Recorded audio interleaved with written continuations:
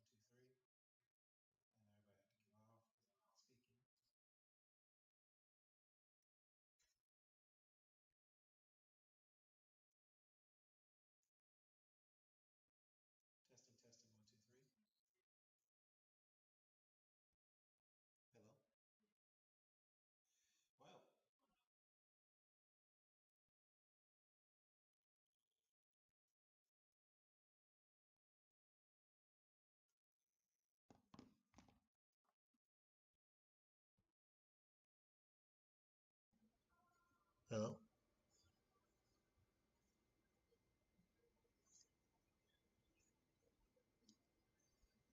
Hello?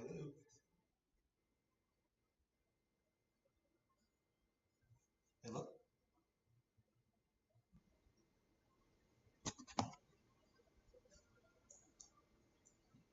Hello?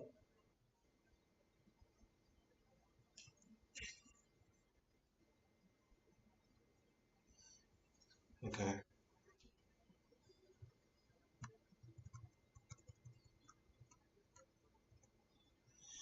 All right, maybe this should work right about now. Let's see where this goes. Cross my fingers.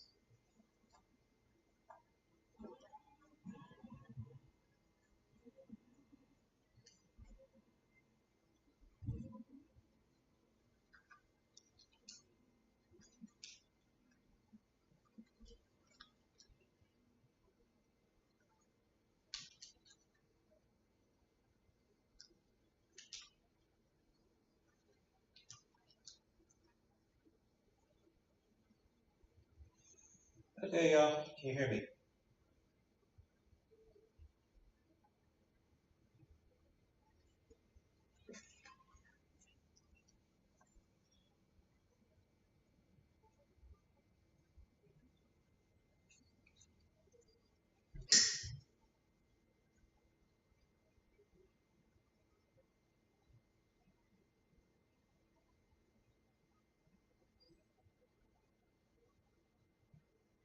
Yep, there we go. All right, y'all. So we have a little bit of buffering, but we'll get to that. So just want to go ahead and start off my stream. I should be able to get this right now. First things first, we got a lot to discuss while I'll be streaming our gameplay at the same time. I'm also going to bring up our weekly review of what went on in the world of boxing. Not saying the strangest of strangest things, particularly what happened on Netflix, but it is what it is.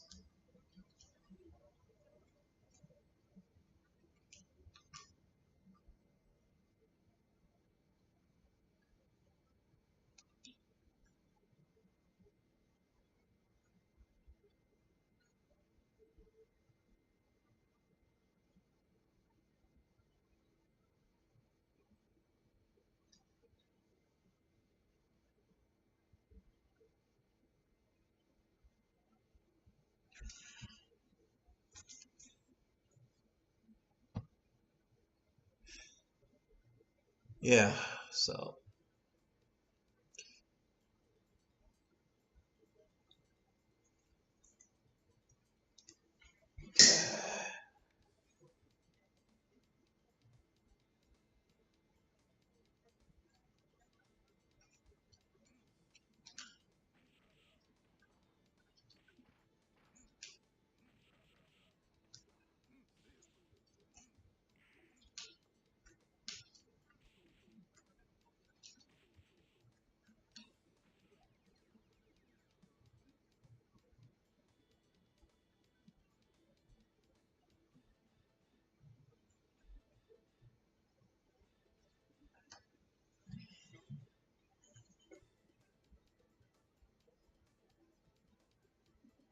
okay, let's see if we can fix the buffering here, guys, and then we're good to go.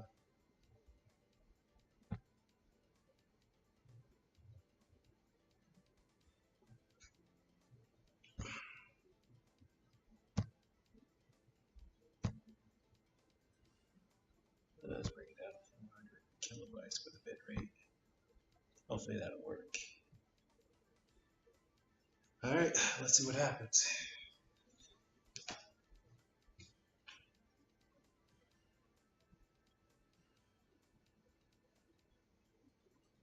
All right, let's get to it. Hopefully the buffering should be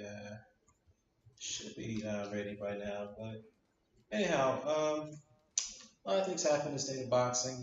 We've had Katie Taylor versus Amanda Serrano on the undercard of Tyson versus Paul.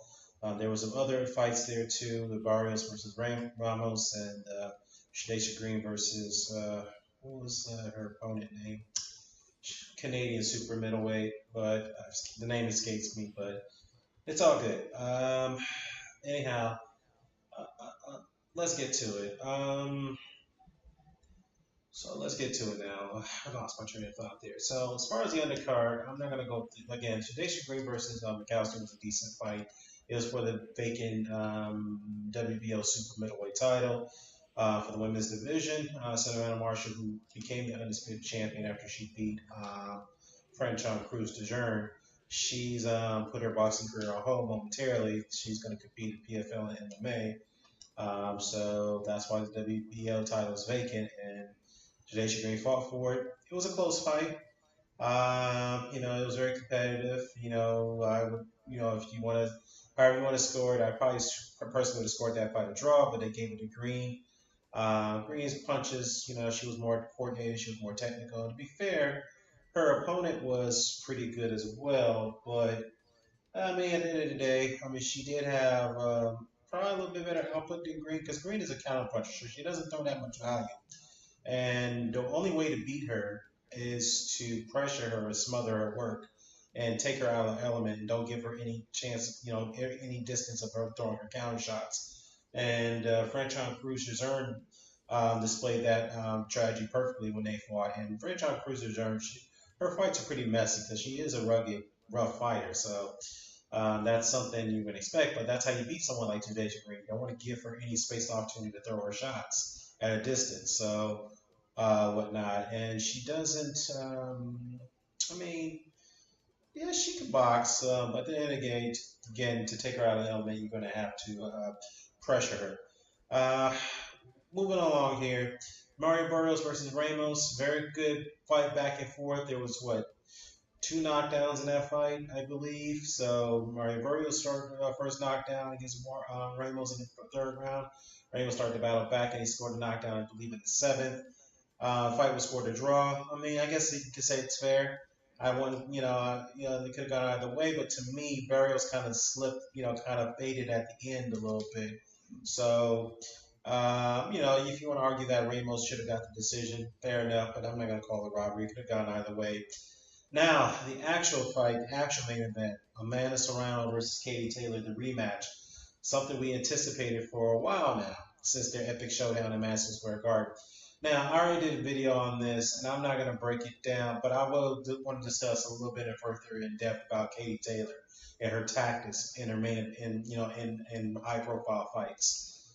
Now, I like Katie Taylor, I really do, and from what I've heard outside the ring, she's a very sweet, down-to-earth individual, one of the nicest people you'll love to meet and associate yourself with. But my problem is that her tactics whenever she gets in trouble in big fights. Not saying that you're going to use a little bit, you're not going to rough things up a little bit just to get you back into the fight. But in I'd say about 5 or 6 straight fights, she has been headbutting, excessively hold her opponents. She's done it, and she's done it deliberately. I mean, look at Delphine Pursuit in the second fight. Look at Chantel Cam in 2 of their fights. Look what she did to Amanda Serrano in 2 of their fights. She did, in the fight recently, she deliberately had bunts. Yes, I'm going to say the word deliberate. She deliberately had bunts, and she holds her opponents excessively. And I've been crying for a while now. I was like crying. I've been stressing it for, not stressing, what's the word I'm looking for? I've been pleading for a while now that the refs need to do something about this. They need to admonish her for doing all that stuff because what she's doing is very illegal. Now, I'm not saying that you can, somebody, you can. I'm not saying that I'm losing my train of thought here. I'm not saying when you have a fight that's fought in the phone booth, there aren't going to be no little head butts here or there. There aren't going to be a little holding and clenching here or there. But if it's excessive, that's illegal. You cannot do that. That's the issue I have with this thing, with her. Now, as far as the scoring and how that went down, all I can say is that it was a robbery, plain blank. Period. There's just no sugarcoating it. Because if you look at the punch stats, and yes, punch stats doesn't tell you the story all the time in a fight, but if you look at the punch stats, Amanda outlanded Katie Taylor over 107 overall punches. Outlanded her in the power punch department. Had a higher connect rate than her at 44-41. outthrew her by nearly 200 punches. So I don't understand how in the world can the judges sit there and score that score that for Katie Taylor, let alone an unanimous decision. That right there is very troubling, and I've said this for a while now. Katie Taylor's been getting gift decisions in high-profile fights. It kind of started with the Jessica McCaskill fight. Some will argue she should have gotten the decision. I initially thought she should have got the decision, but I can see an argument that you may say that McCaskill could have edged it out. Okay, some people argue that she got a gift in that fight. Then you have the Delphine Pursuit fights, both of them, particularly the first one. Yeah, Katie did a little bit better, but many argued that she lost the second fight as well. The first one was clearly she lost, clearly. And the second one, yeah, again, she was competitive, but I think she lost that fight too. Many others did as well. Then, of course, the Chantel Cameron fights. The first fight, everybody agreed that Katie lost that fight. But for the life of me, one judge scored it a draw. Two judges scored it 96-94, literally for Cameron. They were literally trying to rob that fight from Cameron. And Katie Taylor was so upset she didn't even do an interview. She just walked away. I mean, what's the point for her to be upset about? Yeah, I get it because it was a high profile in Ireland, something that Ireland hasn't seen in many years as far as boxing is concerned. So it was her moment, and she lost. And I guess that will be devastating to her. And I get why she didn't want to talk to anyone. She didn't want to do any interviews, but I don't know. Part of me believed that maybe she felt the judges should have gave her the benefit of the doubt, like she's gotten in many of her fights where she shouldn't have got the benefit of the doubt. But it is what it is. And going to the second Chantel Cameron fight, deliberately headbutt, deliberately held. She did that in the first fight too. I forgot to mention that. Just looks like she did in the first two fights. I mean, she does this every single time she doesn't have any type of physical or technical advantages over her opponent. When she realizes she's outgunned from a technical standpoint, she does what she has to do to win. I get that. That's a fighter's mentality. But if it's deliberately legal, you're getting away with it, then I have a problem with that. And I know some people are going to say, well, you need to take it up to the judges. Don't take it up to that's not Katie Taylor's fault. I get that. But if she doesn't get admonished, she's going to continue to do it and feel she's going to get away with it. And this is why she kept doing this for many of her fights. Okay, and finally, in the fight with Menace around the second fight, I just had it up to here. The referee waited till like maybe the 9th or 8th round to finally give her a point deduction, which he should have did a while back. He should have done it in round 4 or 5. He should have gave her a point deduction for excessive holding. He should have gave her a point deduction for those 2-3 other headbutts prior to the fact that he gave her prior to the 4th and 5th one. So yeah, and she kept doing it again, trying to somewhat do it again, going to the end of the fight. So yeah, man, I just think that she's, I don't know what to say about this. All I gotta say is that Katie Taylor, if she does end up retiring, her career will have major asterisks on it. And the reason why I say that is because you have fight after fight after fight after fight, which were high-profile fights, by the way. All controversial. This reminds me of Spanaki when he fought in Germany many, many years ago. He retired undefeated, but yet many of his profile fights were were marred with controversy. He was getting gift decisions left over right. I remember in the Robert Reed fight where he clearly lost that fight. That Robert Reed even knocked him down and hurt him, and the referee ruled it a slip. And by the way, in the second Chantel Cameron fight, Katie Taylor got hit with a power jab by Cameron and knocked her down, and the referee ruled it a slip. What does that tell you? What does that tell you? So it is what it is, man. And oh yeah, somebody mentioned it to me, brought it to my attention that Katie Taylor, when she got rocked by Menace around in that first round, and she was hurt and rocked, she literally tried to lunge in and headbutt Amanda at that end of that round. Amanda got very upset about that, and I don't blame her. So, seriously, man. I'm glad that most of everyone's called her out on it. Even some of her ardent supporters have called her out on it and said, look, we like to support you, but you can't continue to fight on like this, putting up performances like this where it's messy and it's becoming this borderline disgraceful. Yes, they're exciting fights, but you're better than that. Even the referee told her while she was doing excessive holding, he warned her stop holding, and he told her you're better than that. You need to stop. And he kind of acknowledged she's doing illegal tactics, but he wanted to give her as much leeway and benefit of doubt as he could. But at some point, you have to take a stern position with fighters like that and tell them that you're not going to get away with that. I don't care who you are. So yes, has Katie Taylor done wonders for women's boxing? Pretty much revolutionized it. Not that revolutionized it, but revitalized it in many ways. Absolutely, she deserves credit for that. But at the end of the day, I'm not going to sit here and pretend that what she's doing is something that we need to continue to bear with. I can't. I can't. I'm sorry. At the end of the day, I'm a boxing fan first before I'm a fan of the sport. So it is what it is. All right, guys. I'm wondering what's going on with my buffering in my stream, man. I guess I'm gonna just have to let it go because it's unbearable and I can't play it. It's very bad, but it is what it is. Hopefully the buffering will stop. Uh, oh boy. Okay. Anyhow, moving along. Daniel Dubois calls out Jake Paul. Ah boy. And so did Carl Froch. What in the world? Now Carl Froch, I get it because he's retired. He's a Hall of Famer. He's got nothing left to prove. So, and Jake Paul's been saying some derogatory things about him, and so is Carl Froch, a guy who is not shy of say what he has to say, what's on his mind, and he's earned that right because he's a warrior. He's been, he's fought a lot of killers in the super middleweight division back then, and he's traveled all around the world and beat these champions, like the Arthur Abrahams, like the Jermaine Taylors, like the Glenn Johnsons, like the Mikael Kesslers, Lucien Boutte, Jean Pascal.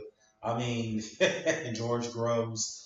I mean, I don't need to say more about Carl Froch. His record speaks for itself. But anyhow, he's called out a fight for Jake Paul. Jake responded to that and said, first of all, he pretty much just to, paraphrase what Jake was saying. He's like, look, dude, stop disrespecting me. Stop calling me out. All right, first things first, I've done a lot more than you ever done in your boxing career, so leave me the hell alone.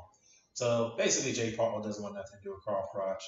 And Daniel Dubois sent out a private message to Jake Paul calling out for a fight. I don't know what that was all about. Look, Daniel Dubois, he's an active heavyweight champion in the world. You were coming off 3 great wins over Big Baby Miller, Philip Herkovich, and recently Anthony Joshua. You got bigger fish to fry than Jake freaking Paul, okay? I know Daniel looking at that as food because Jake has fought at heavyweight when he fought Mike the other night. And people are looking at that. It kind of reminds me of Marius Bradis. He was really, really calling out Jake Paul. He was begging for that fight. And not saying not many fighters do that. But he was begging for that fight. And yeah, this is a time that Jake Paul's campaign at cruiserweight, and obviously he's going to go back down to cruiserweight. But from Marius Brady's perspective, you can kind of understand why he did what he did. Yeah, what's up, Ralph? We're going to get to that in a minute. We're going to get to Sheeraz and Janibek. Yeah, we're going to talk about those two. But anyhow, Jake Paul, Bradis was at the end of his career. The man was pushing 38 at that point, 37, 38. He hasn't really made much money in his career. He has the biggest money he's ever made when he fought in the WBSS.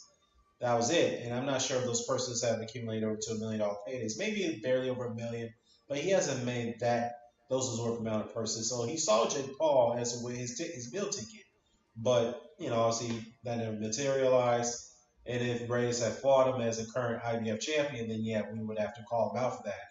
But at the end of the day, I can understand he was at the end of his career and he was trying to look for one big payday to cash out. Jake Paul was the meal ticket.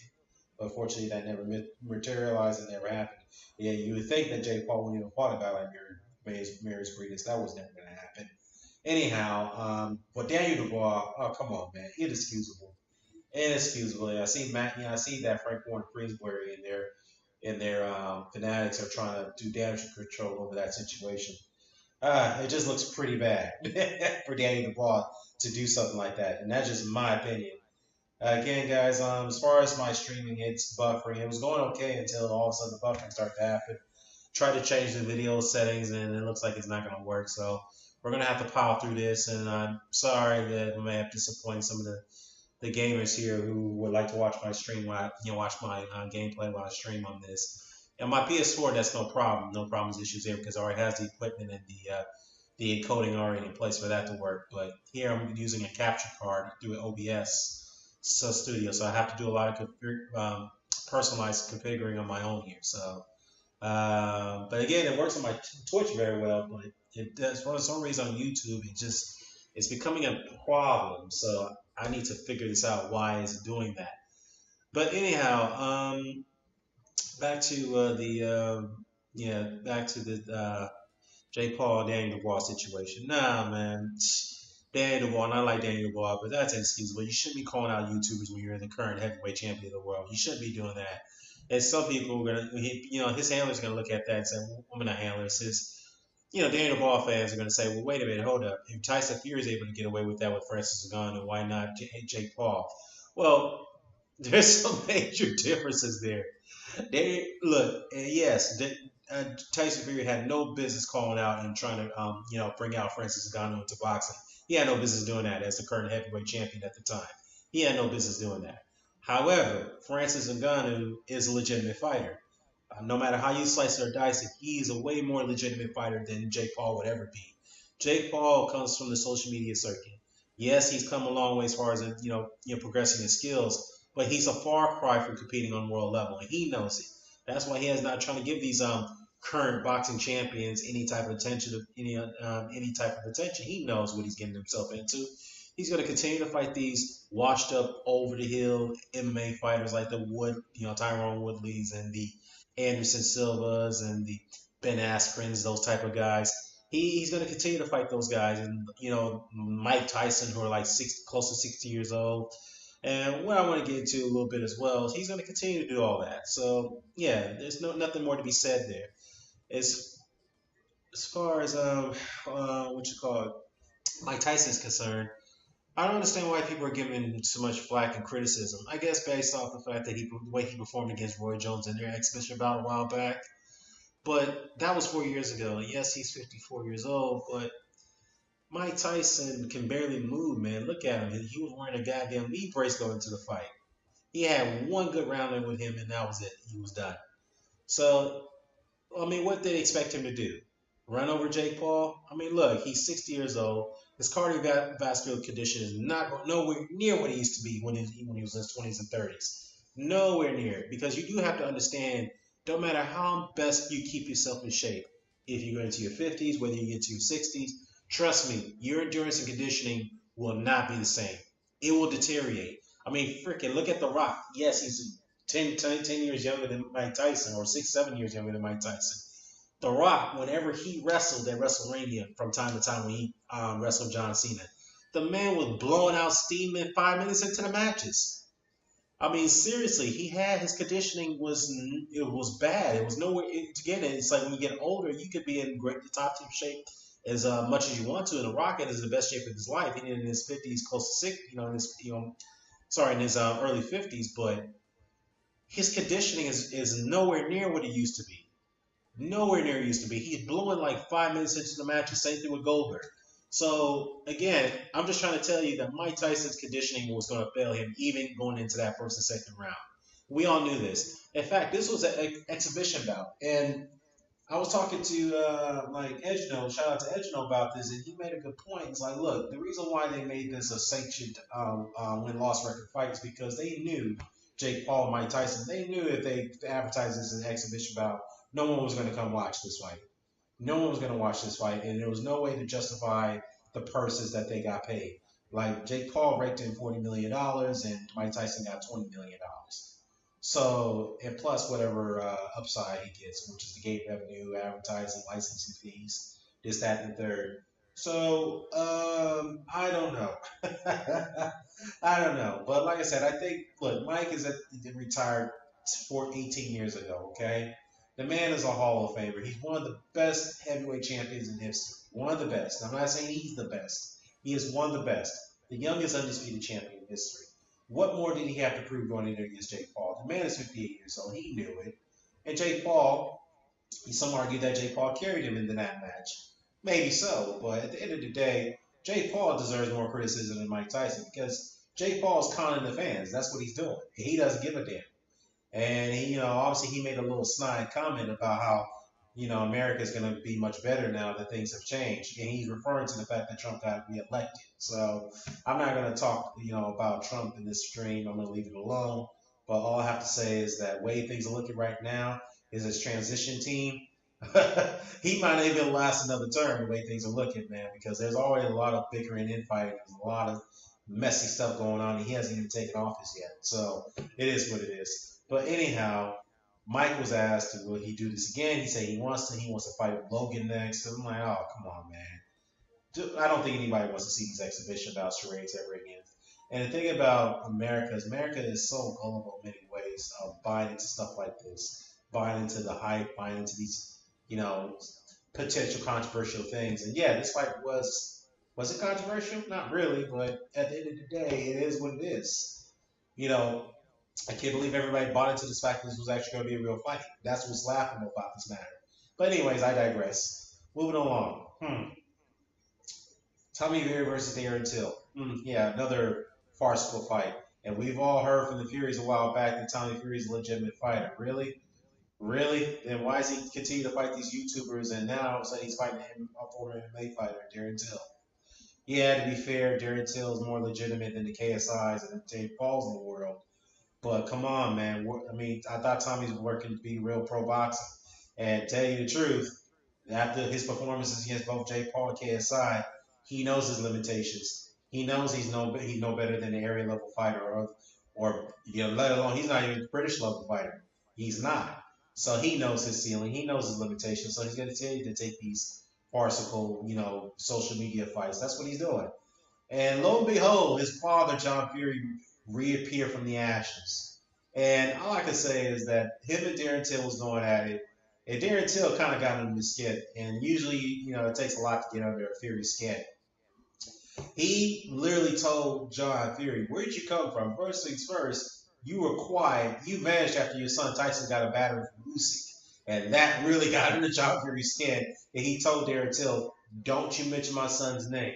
He said, I can do whatever I want. I can do whatever I want. I'll mention whatever I want. But whatever. I'm just paraphrasing what happened there. Next, John Fury threw something at Darren Till. I think he threw a bottle of water at him. And then the press conference went into some type of a semi-brawl. Some people thought it was staged, yeah, but at the end of the day, you're probably right. But at the end of the day, it's John Fury going back to his own antics. And it's funny, though, because all of a sudden he wants to reappear after the fact that his son Tommy's fighting. And, he disappeared right after his other son, Tyson, took that beating from Usyk. So I'm not sure. Some believe that Tyson, his son, have barred his father away from his camps and future fights going forward because he's too much of a distraction. Probably so, and I've said this for a long time. John Fury, in his entire life, has always craved the attention. He wants to make it about him more so than his sons, and he used his sons to get to the position that he wished he could be in. He was never a great fighter, and he saw all the potentials and greatness and the skill of his son Tyson, and it got him to. And Tyson pretty much put himself and his father in a position his father craved to be in for such a long stretches of time. And again, it became a distraction. So maybe Tyson kicked him out, or John was so embarrassed that his son lost to a guy that he called a middleweight that he doesn't want nothing to do with him. So I don't know. But at the end of the day, he just crawls out of the woodwork all of a sudden and starting trouble once again. And, or I forgot to mention, maybe the Saudis realize that, this guy is too much of a problem. He physically assaulted a young kid, the smallest guy in the room in his camp, and he headbutted him, trying to bully him. And it was funny, though, because it's kind of like a little bit of karma there, because John Fury himself, when he did the headbutt, he ended up at the worst end of it because he had a terrible cut gash in his front of his forehead. And the kid he had a cranium of steel or something. But it is what it is. But moving along here, speaking of Tyson Fury,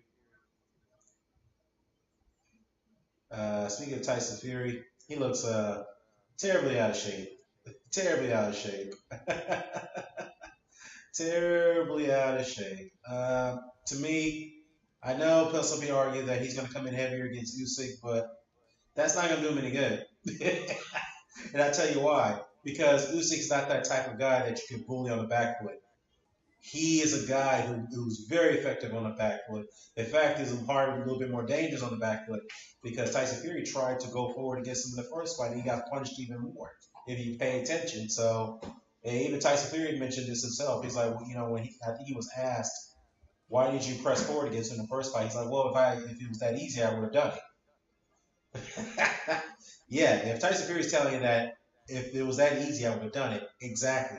Because I tried it and it didn't work and I got punished further for doing that. Exactly. So the point of him coming heavy is a sign, if he is going to go through the fight, it's a sign that he's going to try to go for the knockout route. He realized that he can't keep up with Usyk's pace for 12 rounds, so he's going to try to go for it early. And if he doesn't get him out, then tough luck. And I don't see that happening. And Usyk was probably prepared for that in the first fight, but Usyk himself says, "Don't worry, I'm not going to leave you alone. I'm going to keep pressing you forever." So it is what it is. And Tyson Fury knows he can't beat Alexander Usyk. And looking at that press conference that took place a month back, he looked like a man that's been defeated. He looks like a broken man. He doesn't seem confident. He doesn't seem too arrogant. He doesn't seem too cocky like he was going into rematches or into fights. He got a rude awakening when he got that beating from Usyk. A very bad beating. And most of the Fury fanboys can deny that all they want to, but that was a terrible beating. He took a bad beating in that fight. Even his brother Shane had to lose to this fact that he doesn't want his brother going through this rematch or let alone fight again. Should he win or lose? I mean, seriously, he's going to get seriously hurt, man, by going to this rematch. I do see it. I'm not saying Usyk's going to get him out early, but the probability of that is very, very high. So, yeah. Um, anyhow, where was I here? Now, let's go to, let's see. Frank Warren had commented that Daniel Dubois and Anthony Joshua rematch will never happen. Now, never say never. I mean, because rematches may not happen immediately, but they can happen over time. But in this case, for Anthony Joshua, does he really have much time left? I really doubt it because he's 35 years old. He's going on 36 next year. So, I mean, he's in his short career, he's been through some wars, man. He's took some bad losses, some beatings, and particularly that Dubois fight and that bad knockout that he suffered in that fight, nearly knocked out cold. That will take a lot out of the fighter. And Anthony Joshua himself has stated recently that he's not focused on boxing right now. He's going to other ventures. So I'm not saying he's retired, but it seems like he's got one foot out the door. So taking a Dubois rematch, not happening. And I don't think he should take that rematch. I think he had every right to avoid that rematch. Because, why would you go back in there against a long line like that, taking a beating like that? Because it was one-sided. It wasn't close. It wasn't competitive. I know the Anthony Joshua fanboys like, well, he's 35. He can still do it. I'm like, bruh, Anthony Joshua's conditioning, we've said this for a long time now. This guy's technical deficiencies were always there, and he was never going to correct them. Yeah, you could try to make subtle corrections with him, but it's as far as natural instincts is concerned, it's always going to be there. It's a habit that he can't help. His conditioning's never been great. His punch resistance has never been great. Not saying it's the worst, but it's never been that great. And he takes a very long time for him to recover when he gets hurt. And we see this time and time again with him. So, and he always keeps his head on the center line.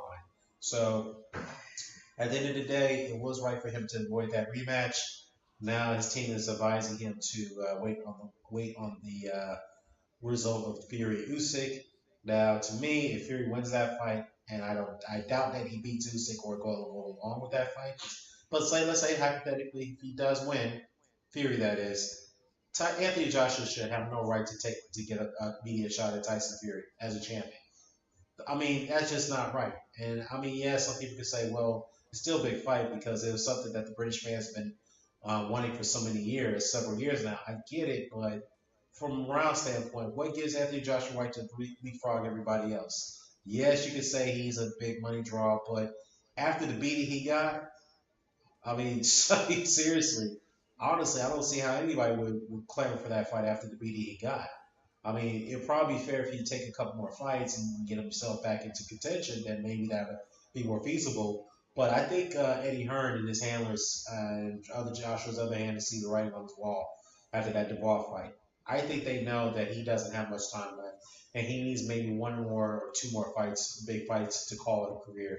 And Deontay Wilder's name came up too, which I think that's a fight he should take as well because they're both evenly matched as far as the losses they suffered, the beatings they've got received, the knockouts they've received.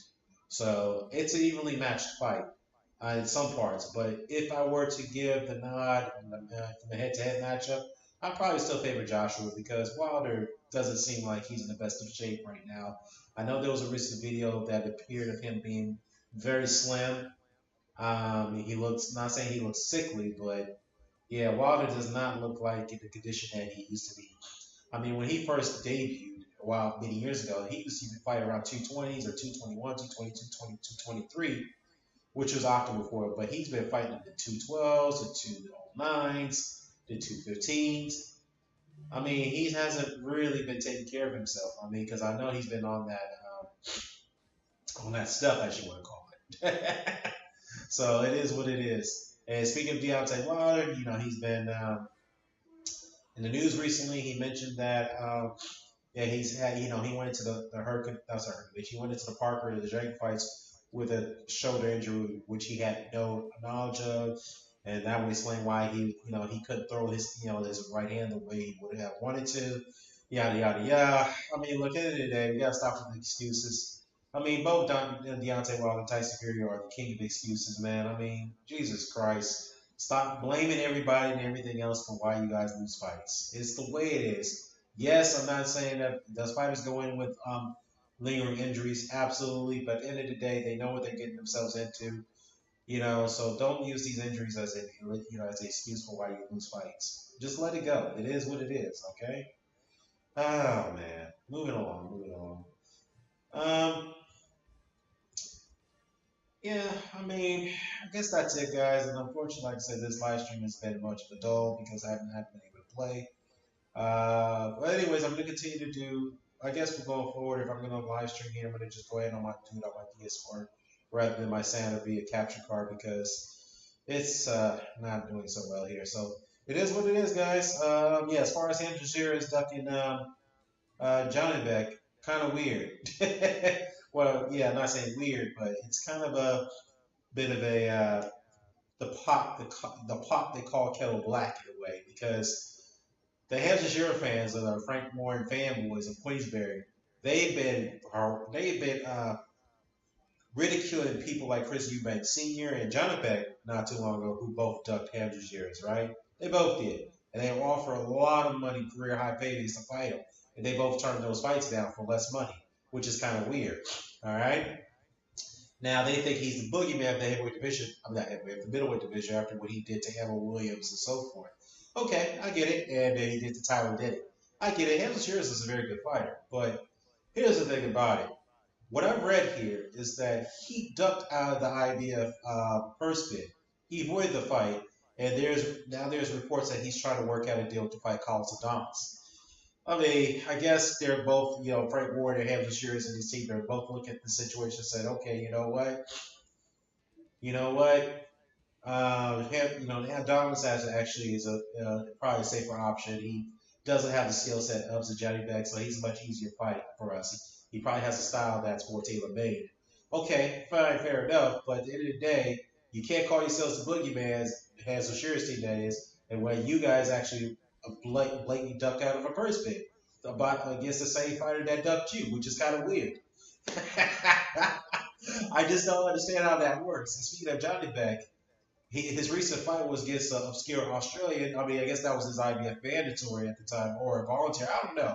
But the fact is that Janibek doesn't have much time at middleweight because he is struggling. He's kind of almost killed himself to make that weight because when he rehydrated in his latest fight, I should say, or his last fight, his previous fight, the man looked like a goddamn. He looked huge to be in that ring against his opponent.